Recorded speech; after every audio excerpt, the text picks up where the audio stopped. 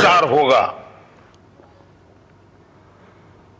तो प्रधानमंत्री बंगाल और असम के दौरे पर रहे और उन्होंने अपनी बात रखी, लेकिन सीधे तौर पर एक चिंता उन्होंने जाहिर की दोनों ही राज्यों में, वो थी घुसपैठ को लेकर। और ये अपने आप में बंगाल और असम में लंबे समय से एक बड़ा समस्या का कारण रहा, लेकिन इसकी राजनीतिक तरीके से सियासत भी लगातार इस मुद्दे पर गर्माती रही है। इसी बड़ी खबर पर हम करेंगे चर्चा। इससे जुड़ा है आज का हमारा विशेष, घुसपैठियों का विरोध, बढ़ा राजनीतिक गतिरोध, क्योंकि आज भी प्रधानमंत्री ने इन तमाम विषयों पर अपनी बात को साफ तरीके से रखा है। और इस विषय पर बात करने के लिए खास मेहमानों का पैनल मेरे साथ मौजूद है। सौरभ सिकदर जी हैं, प्रवक्ता भारतीय जनता पार्टी के, इसके अलावा भास्कर सिन्हा रॉय जी हैं, टीएमसी के नेता हैं, शेखर अय्यर जी वरिष्ठ पत्रकार हैं, रविशंकर रवि एडिटर दैनिक पूर्वोदय और वरिष्ठ पत्रकार। आप चारों का बहुत बहुत स्वागत है। शुरुआत सबसे पहले भास्कर जी आपसे ही करते हैं, क्योंकि प्रधानमंत्री ने सीधे तौर पर कहा कि साहब टीएमसी ये तो कह रही कि साहब गो बैक मोदी, लेकिन गो बैक घुसपैठियां नहीं कह रही है, और आप लोग घुसपैठियों के समर्थन में रहते हैं और ये आपकी सियासत को एक तरीके से मुफीद रहता है, आपको एक फायदा मिलता है इन सब चीजों को, इसीलिए आप घुसपैठ का विरोध नहीं करते, इसीलिए एसआईआर का ही विरोध करते हैं आप लोग। भास्कर जी देखिए, बात यह है कि प्रधानमंत्री अगर कोई बात कहेंगे तो उसका तो जिम्मेदारी रहना चाहिए, लेकिन उनका जिम्मेदारी किस जिम्मेदारी से ये बात कर रहे हैं मालूम नहीं है। अच्छा देखिए, एसआईआर हो चुका है, कितने घुसपैठिया का नाम आपके पास है ये आंकड़ा दीजिएगा हमें, और कितने बांग्लादेशी को मिला है ये भी आंकड़ा दीजिएगा। टीएमसी के खिलाफ जिन्होंने जो बात कहे वो सरासर झूठ है, और मैं बोल रहा हूं आज वो जा नहीं पाए, इसके कारण यह है वहां पर लोग जमा नहीं कर पाए उन लोग, और 4 व्यक्तियों का मौत हो गया। इतना मिसमैनेजमेंट था, 4 व्यक्तियों का मौत हो गया, और उसके लिए क्या प्रधानमंत्री का क्या वक्तव्य है मुझे मालूम नहीं है। टीएमसी के खिलाफ जो बात उन्होंने कहे एकदम सरासर झूठ है, और उसके कोई जिम्मेदारी से बात नहीं किया। अगर घुसपैठिया को रोकने का काम जिसका है बीएसएफ काम से, मतलब बीएसएफ क्या काम किया ये सवाल भी उठना चाहिए था, लेकिन ये सवाल उन्होंने उठाया नहीं। टीएमसी से कोई मतलब नहीं है घुसपैठिया को, कोई मतलब उनको उनके लिए एसआईआर का विरोध कर रहे हैं। भास्कर जी, ये जो आप कह रहे हैं कि मतलब घुसपैठ की जिम्मेदारी बीएसएफ की और ये मसले पे कहा नहीं, बात हुई नहीं, ये संसद में उठ चुका है और उसके ऊपर ऑफिशियल स्टेटमेंट है कि बंगाल की राज्य सरकार बची हुई जगह पे सीमा चौकी बनाने के लिए वहां पे जमीन नहीं दे रही, इसलिए अपने आप में ये समस्या बनी हुई। और पहले के समय में ऐसे जो लोग इन्फिल्ट्रेट करके आ गए हैं उनको सबसे ज्यादा अगर कहीं से कागज बन रहे हैं तो 24 नॉर्थ 24 परगना से, ये बात उन्होंने ऑन रिकॉर्ड संसद में बोली है। भास्कर जी देखिए, बात यह है कि बॉर्डर सुरक्षा रखने के लिए बहुत सारे सिस्टम है, जैसे इंटेलिजेंस है, कैमरा है, खुफिया एजेंसी है। आप घुसने के लिए आप जहां पर पानी है वहां पर क्या बॉर्डर दीजिएगा आपको, आप बॉर्डर नहीं है, लेकिन राज्य सरकार जमीन क्यों नहीं उपलब्ध करा रही, सवाल ये आता है। कितने लोग घुसे, सुनिए अरे आप ही को सुन रहा हूं सर, आप ही को सुन रहा हूं। राज्य सरकार जमीन क्यों नहीं उपलब्ध करा रही जो उसे देनी है? जितना जब बात कर रहे हैं और इसका पॉलिटिकली मोटिवेटेड बात है, और बीएसएफ का सीमा बढ़ाया गया उसके बाद भी। सर मैं आपसे सवाल कर रहा हूं कि राज्य सरकार जमीन क्यों नहीं दे रही, ये मसला लंबे समय चला रहा। खैर मैं बाकी मेहमानों का रुख करता हूं। सौरभ जी वो ये कह रहे हैं कि साहब मुख्य मुद्दों पे आप बात नहीं करते हो, प्रधानमंत्री ने भी उस बात की जिम्मेदारी नहीं ली। साहब एसआईआर की प्रक्रिया लगभग जो फर्स्ट फेज है वो खत्म हुआ एक तरीके से, अभी तक आप घुसपैठिया नहीं बता पा रहे हैं कौन है। सौरभ जी देखिए, प्रधानमंत्री जी को अपना जिम्मेदारी का एहसास खूब है और उसका चिंता तृणमूल वालों को नहीं करना है। दूसरी नंबर है कि भास्कर दा को मैं ये बोलना चाहता हूं कि पूरा सूची तो आने दीजिए, पूरा हियरिंग तो आने दीजिए, उसके बाद कितने घुसपैठी थे और कितने फेक वोटर था, सारा चीज पब्लिश किया जाएगा। देखिए, आप ही लोगों ने दिखाया था आशीष जी के जिस दिन से एसआईआर शुरू हुआ था और किस तादाद से लोग बांग्लादेश के बॉर्डर में लाइन लगा के खड़े हुए थे कि कब उसको बॉर्डर खोल दिया जाए और बांग्लादेश वापस चले जाए। तो ये लोग कौन थे? ये लोग अगर फेक वोटर्स नहीं थे तो इन लोगों को भागने का इतना जल्दी क्यों था? अगर ये लोग सालों से रह रहा था बंगाल में, मैं मान लीजिए जैसे भास्कर जी बोल रहा है सारा कुछ फेल्योर था, लेकिन ये लोग रह रहे थे, ये तो जरूरी था ना, ये तो सच है ना।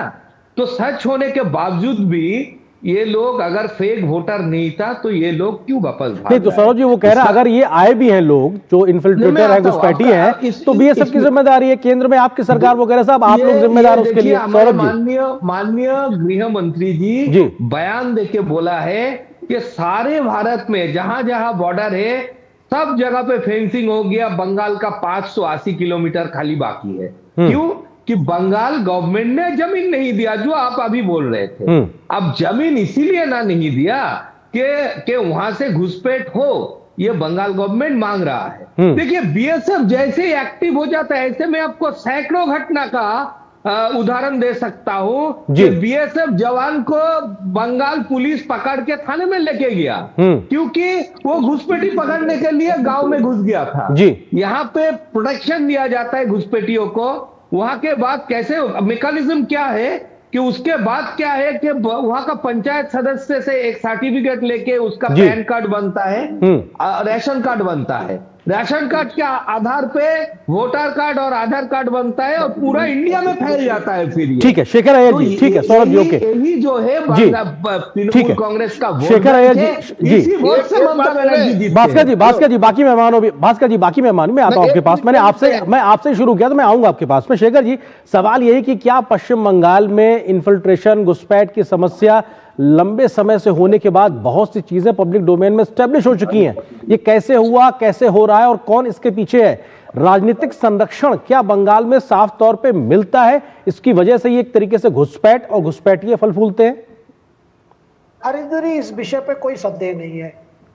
देखिए स्वयं ममता बनर्जी जब यहाँ पार्लियामेंट में मेंबर थे, जब नरसिम्हा राव साहब गवर्नमेंट की सरकार यहाँ पे केंद्र में और वामपंथियों की सरकार वहां चल रही थी पश्चिम बंगाल में, ममता बनर्जी ने स्वयं ये एलिगेशन किया कि लेफ्ट फ्रंट सरकार घुसपैठियों को अलाउ कर रही है, उनको वोटर बना रही है, इसलिए तो हमेशा जीते आती है। और उसको लेकर बहुत परेशान हुए ममता बनर्जी ने कि वहां पे एक सिस्टम हो गया है, एक व्यवस्था बन गई है, एक बड़ा रैकेट चल रहा है जहां पे लोगों को अंदर लाने में एक साइंटिफिक तरह से एक है जिसमें कुछ पैसे के लिए 2000 के लिए आधार कार्ड, 2000 के लिए आपके पैन कार्ड, 2000 के लिए आपके वोटर कार्ड बन जाता था। ये है, ये ममता बनर्जी स्वयं पार्लियामेंट में बोले, बार बार बोले, जैसे ही सत्ता में आए वही सिस्टम रोकने के लिए कोई कोशिश नहीं की।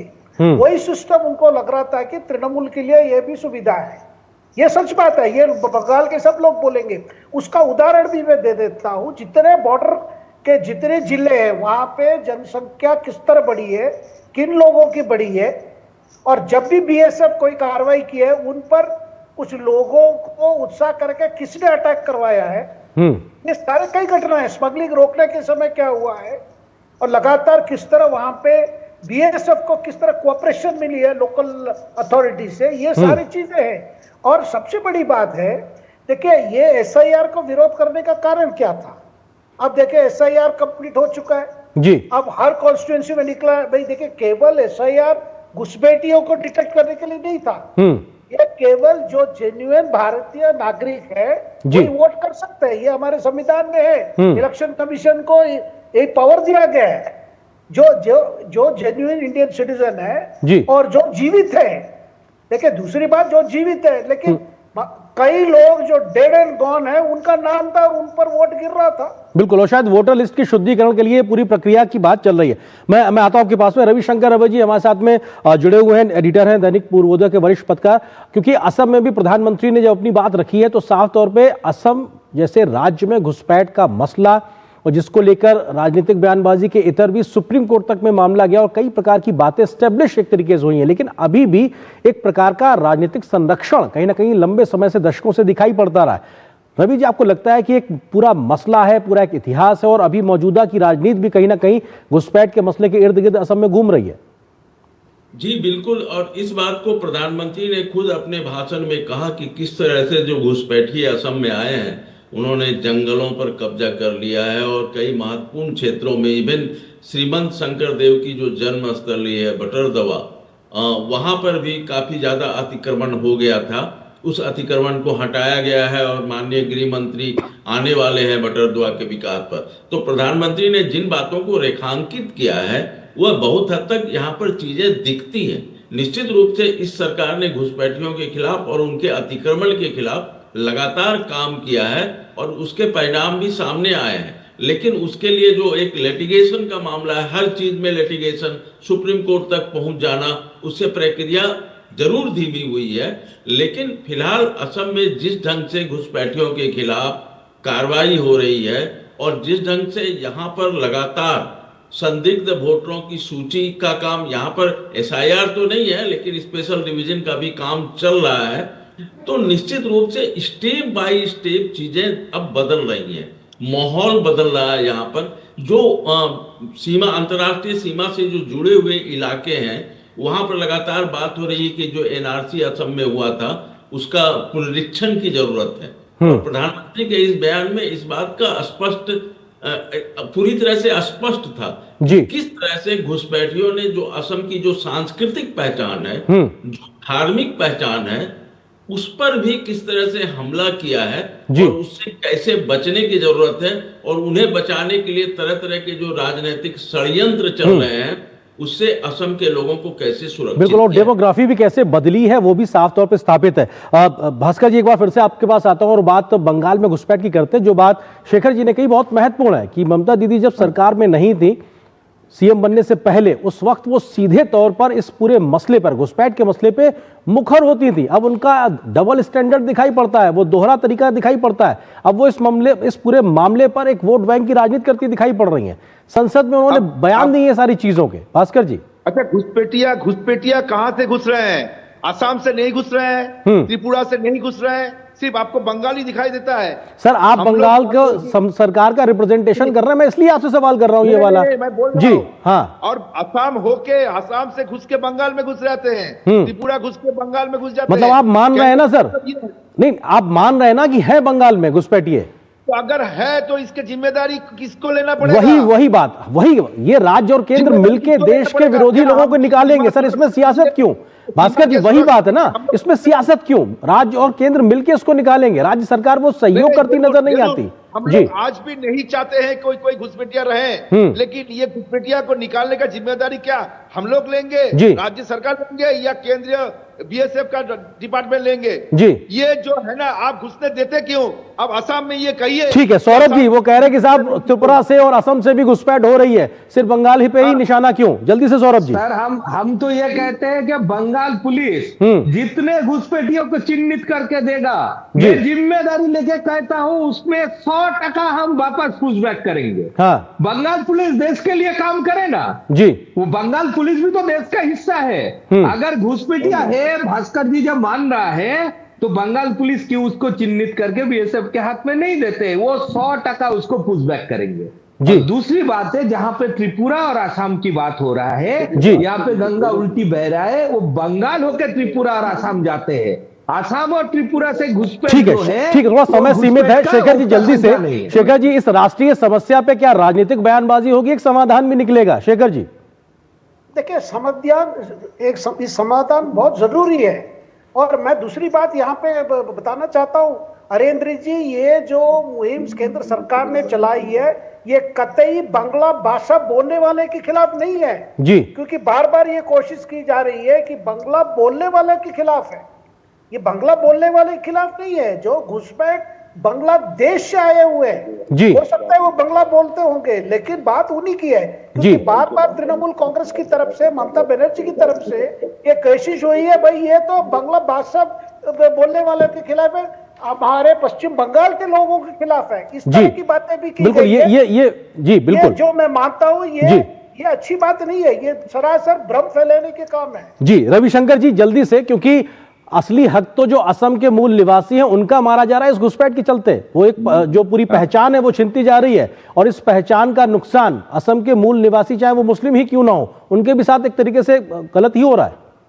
नहीं, यही चीज फर्क हो, ये जो हिंदू मुसलमान का चक्कर लगकर जो कंफ्यूजन की स्थिति होती है, असम के जो खिलंजिया मुसलमान हैं उनको कहीं कोई परेशानी नहीं है, उनको सरकार में नौकरी भी मिल रही है और उनको आगे बढ़ने के तमाम अवसर मिल रहे हैं जी। लेकिन समस्या इन घुसपैठियों से है और उन संदिग्ध लोगों से है जो देश के हितों के खिलाफ काम करते हैं, और जो असम की जो संपदा है, चाहे वो नदी के अच्छर का इलाका हो या जो जंगल का इलाका हो, सारे जंगलों को काट कर बेच रहे हैं लोग, जी के खिलाफ कार्रवाई हो। वो जंगलों में अंदर जाकर बसे हुए हैं। अब जाकर असम सरकार ने उनकी पहचान की ऐसे लोगों की और उनको जंगलों से बाहर बिल्कुल। लेकिन अब जब कार्रवाई हो रही है तो उसको भी कहीं ना कहीं राजनीतिक संरक्षण